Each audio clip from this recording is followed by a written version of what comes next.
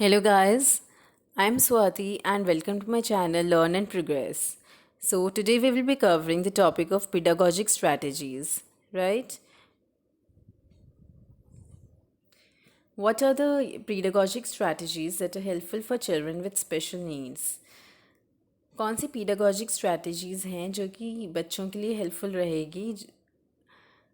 State the objective at the beginning of the class. आपको objective जो है class के स्टार्टिंग में ही बता देना है।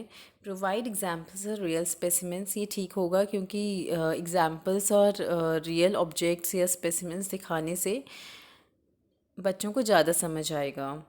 Allow students to use laptop for exams. जो कि SEN वाले बच्चे हैं, जो स्पेशल नीड्स वाले बच्चे हैं, उनके लिए एग्ज़ाम्स में लैपटॉप अलाउ होता है क्योंकि वो थोड़ा सा कम जल्दी लिख पाते हैं और वो कर पाते हैं, तो लैपटॉप से उन्हें टेक्नोलॉजिकली हेल्प मिल जाएगी एग्ज़ाम्स जल्दी और सही से करने के लिए। तो they are allowed with laptops during exams. तो इसका आंसर है all of the above, right. Which of the following pedagogical strategies propounds the theory of observational learning और imitation? हमारे पास 6 pedagogical strategies हैं, 6 हैं, जो कि हम टीचिंग के वक्त वी कैन यूज़, ठीक है। जिसमें से peer tutoring, buddy system, cooperative learning, social learning, reflective teaching and multi sensory teaching आते हैं। तो जब ऑब्जर्वेशनल लर्निंग की बात आती है, हम इस क्वेश्चन पे आते हैं। ऑब्जर्वेशनल लर्निंग या इमिटेशन की बात आती है कि हम सोसाइटी को ऑब्ज़र्व करके सीख रहे हैं या फिर उसको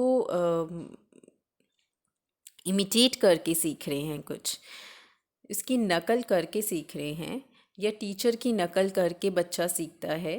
तो या आसपास के बच्चों की नकल करके बच्चा सीखता है। वो सारे के सारे जो है वो ऑब्जर्वेशनल लर्निंग में आ जाता है and that is social learning, right. Social learning जो पीडागोजिकल स्ट्रैटेजी है, आप याद रख लेना, वो रिलेटेड होता है ऑब्जर्वेशनल लर्निंग से या इमिटेशन से। Reflective teaching refers to the process where, reflective teaching क्या होता है? Children think over their learning, children अपने जो बच्चों ने जो सीखा है उसके ऊपर सोच विचार करते हैं। What is taught by teachers is seen as a behaviour outcome of students, जो टीचर ने सिखाया है वो दिखाई देता है कि बच्चों के बिहेवियर में क्या चेंजेस आए हैं, वो उस तरह से दिखाई देता है।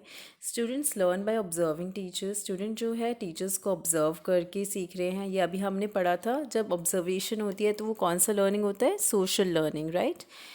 Teachers analyse there teaching strategies, इसका आंसर ये है, टीचर्स जो है अपनी टीचिंग स्ट्रैटेजीज़ को एनालाइज करती हैं बार बार कि मैंने जो क्लास में पढ़ाया है वो सही है कि नहीं, यहाँ आज बच्चों को समझ आया है कि नहीं। अगर बच्चों को समझ आया है, अगर कोई और स्ट्रैटेजी यूज़ कर सकते हैं। अगर बच्चों को नहीं समझ आया, तो ये सब चीज़ें इंक्लूड करके टीचर्स अपनी टीचिंग्स को एनालाइज करती हैं, तो उसे कहते हैं रिफ्लेक्टिव टीचिंग, ठीक है।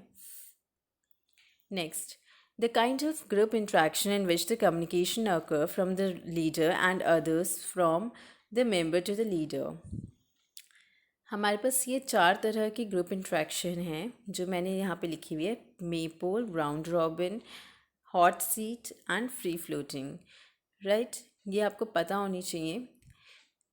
मेपोल वो वाली ग्रुप इंट्रैक्शन होता है जहाँ पे जिस ग्रुप में, जैसे हम क्लासेस में ग्रुप नहीं बना देते बच्चों के, अच्छा तुम ये 4 बच्चों का ग्रुप, ये 4 बच्चों का ग्रुप, ये 4 बच्चों का ग्रुप।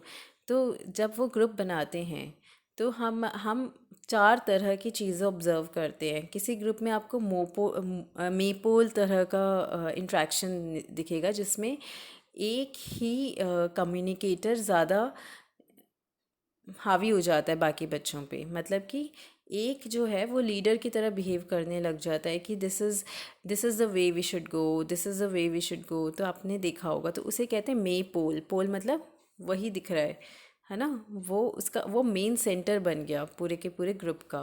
तो बाकी सब उसे फॉलो करने लग जाते हैं, राइट।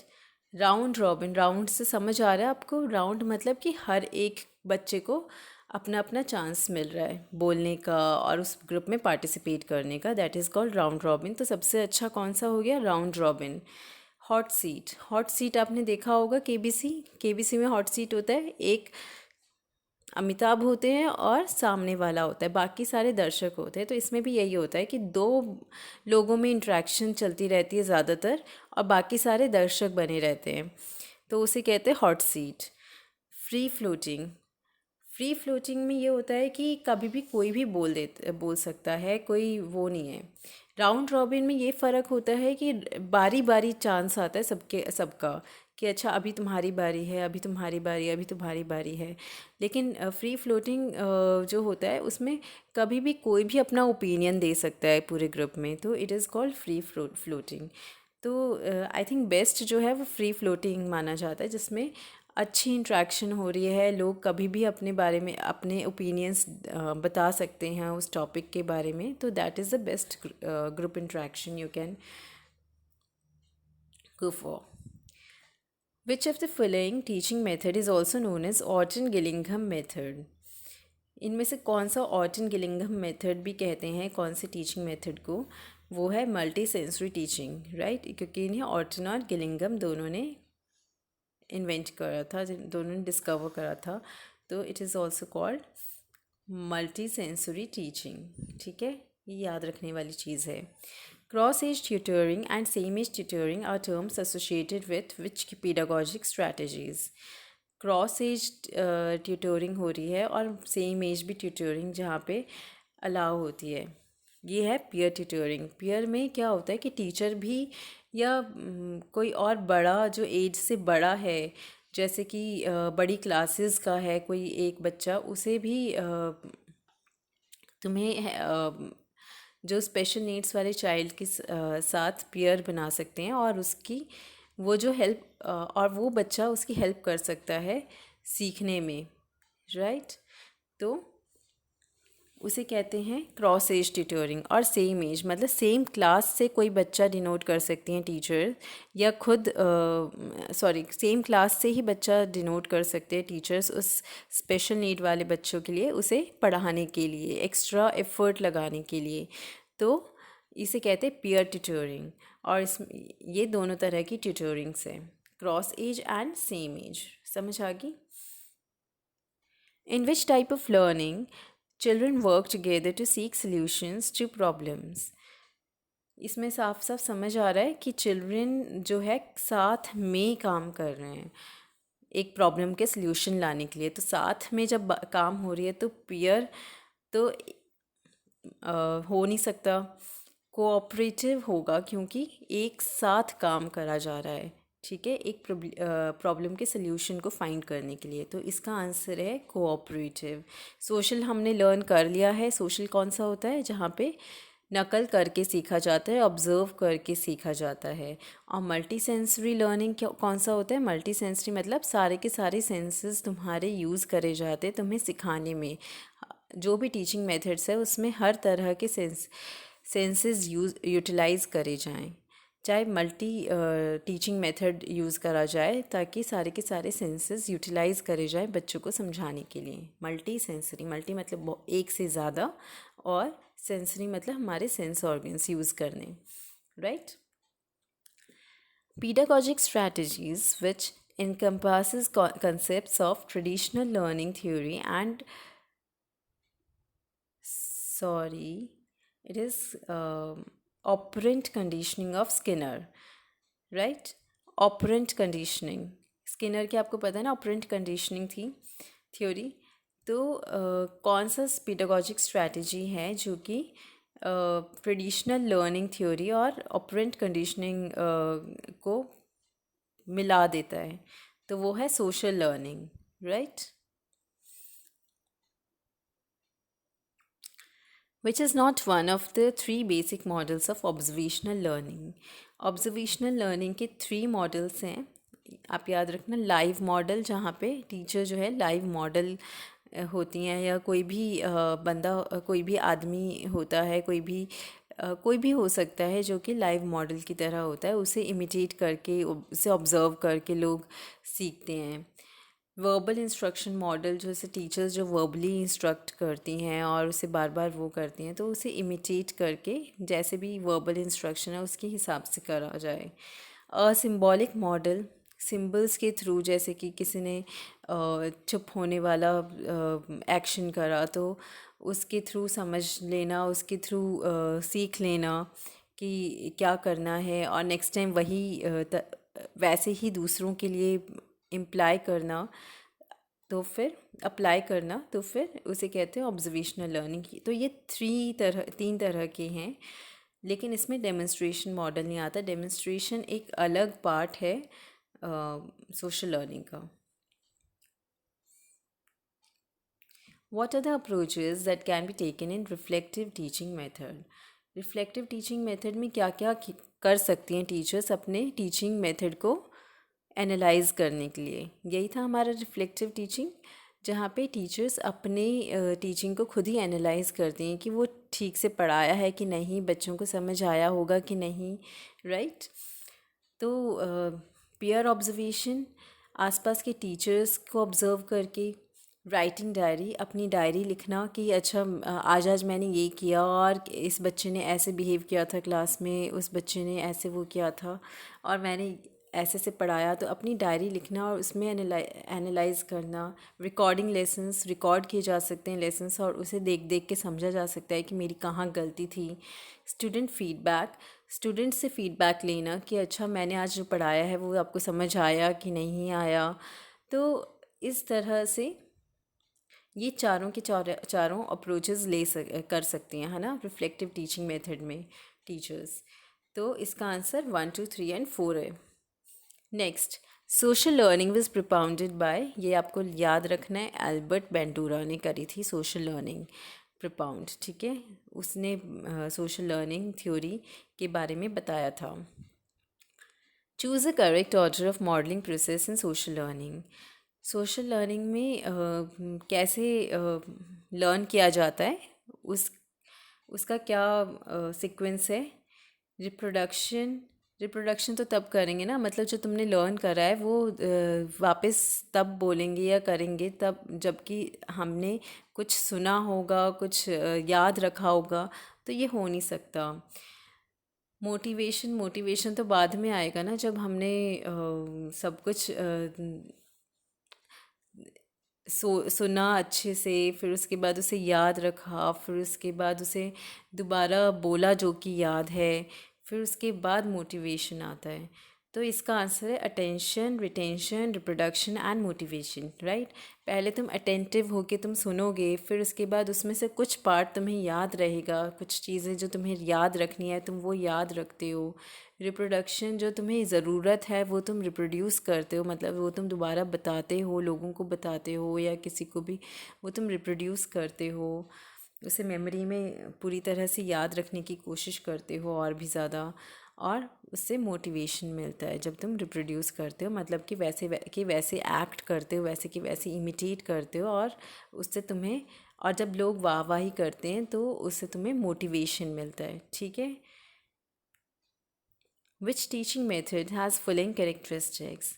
कौन सी टीचिंग मेथड है जिसके ये सारी कैरेक्टरिस्टिक्स हैं, जिसमें visual, auditory, tactile and kinesthetic जो हैं वो इंटीग्रेट करी जाती हैं? जैसे कि विजुअल मतलब जो देखने वाली सेंस ऑर्गन है, ऑडिटरी मतलब सुनने के लिए, टेक्टाइल मतलब फीलिंग के लिए, और कैनेस्थेटिक मतलब मूवमेंट, ठीक है। इफ़ेक्टिव फॉर ऑल लर्नर्स, जो सारे सारे बच्चों के लिए इफ़ेक्टिव होगा।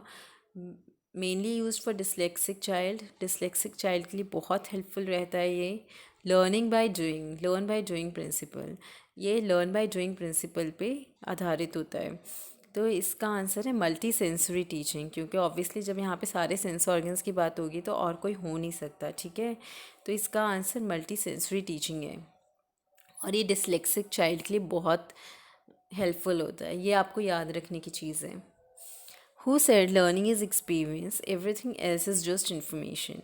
ये किसने कहा था कि लर्निंग जो है सिर्फ जो है वो एक्सपीरियंस है, और उसके अलावा बाकी जो तुम करते हो वो सब, जो तुम पढ़ाई करते हो, जो तुम रीडिंग करते रहते हो या फिर कुछ करते रहते हो, वो सिर्फ़ और सिर्फ इन्फॉर्मेशन है, वो तुम गेन करते हो। लेकिन जब तुम एक्सपीरियंस करते हो, जब तुम कर करके उसे एक्सपीरियंस करते हो कि अच्छा ये, और गलतियाँ कर करके सीखते हो, उसे कहते हैं लर्निंग। तो वो कहा था एल्बर्ट आइंस्टाइन ने। Which is not a rule of a special teacher. Special teacher का कौन सा रोल नहीं है इनमें से। Infuse certain skills in Asian child. Asian child में कुछ स्किल्स इन्फ्यूज़ करना ये सही है। Motivates non disabled peers to cooperate, ये नहीं है, ये रेगुलर टीचर का काम होता है कि क्योंकि वो डिसेबल्ड चाइल्ड है, वो नॉर्मल क्लास में रूम में बैठा है, तो हम उस नॉर्मल चाइल्ड का जो रेगुलर स्कूल टीचर है उसका काम होता है कि बाकी सारे बच्चों को मोटिवेट करा जाए ताकि वो हेल्प करें नॉ डिसेबल्ड चाइल्ड की। तो ये जो है ये क्लासरूम टीचर का रोल होता है। बाकी स्पेशल टीचर का काम होता है टेक्नोलॉजीज़ इंट्रोड्यूस करना उस बच्चे को, एंड रेलेवेंट मटेरियल्स निकालना स्पेशल चाइल्ड के लिए। Next, which among the following are role and responsibilities of teacher for learning disabled। इसमें से कौन सी रोल और रिस्पॉन्सिबिलिटीज़ है लर्निंग डिसेबल्ड के लिए जो टीचर का होता है, जो मतलब क्लासरूम टीचर का होता है। Cognitive behaviour modification technique should be used. Cognitive behaviour modification जो है ये वाला टेक्निक यूज़ करने का काम होता है रिसोर्स टीचर का। ठीक है, धीरे धीरे करके इसमें बिहेवियर में मॉडिफिकेशन लाते हैं। पहले एनालाइज करते हैं कि उसके बिहेवियर में क्या प्रॉब्लम है उसके डिसेबिलिटी की वजह से, एंड देन धीरे धीरे धीरे करके उसमें उसे सुधार करना। तो उसे कहते हैं कॉग्निटिव बिहेवियर मॉडिफिकेशन टेक्निक। वो काम होता है रिसोर्स टीचर का। Initiate self questioning technique while reading. Self questioning technique को इनिशिएट करना ये भी काम किसका होता है, ये रिसोर्स टीचर का होता है। Provide pictorial book to motivate them, ये क्लासरूम टीचर का काम है। पिक्टोरियल बुक को प्रोवाइड करना ताकि वो इजली लर्न कर सकें, उन्हें मोटिवेट करना कि तुम नॉर्मल क्लासरूम्स में सीखो। Individualised education plan should be prepared. Individualised education plan prepare करने का काम भी रिसोर्स टीचर का होता है, तो इसका आंसर है only 3, right. Next, who among the following is not co teaching personal. इसमें से कौन सा को टीचिंग पर्सनल नहीं है। प्रिंसिपल को टीचिंग पर्सनल है, मतलब स्कूल में जितने भी टीचर के साथ जो हेल्पफुल होते हैं, जो टीचर के साथ स्कूल में आसपास दिखते हैं और they can help child. Resource teacher ये को टीचिंग पर्सनल नहीं है, मतलब